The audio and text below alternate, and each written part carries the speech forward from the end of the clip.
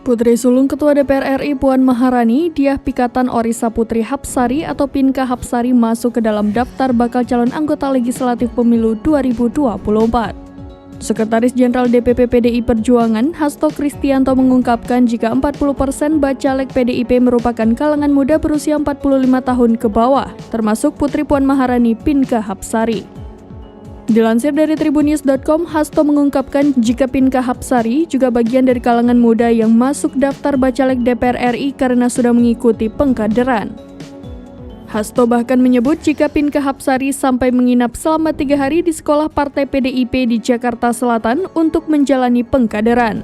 Kemudian ia mengungkapkan bahwa sudah menyerahkan 580 nama daftar bacalek DPR RI ke Komisi Pemilihan Umum di Jalan Imam Bonjol, Jakarta Pusat pada Kamis 11 Mei 2023. Namun Hasto tidak membeberkan secara rinci daerah pemilihan yang menjadi lokasi Pinka Hapsari berkontestasi dalam politik.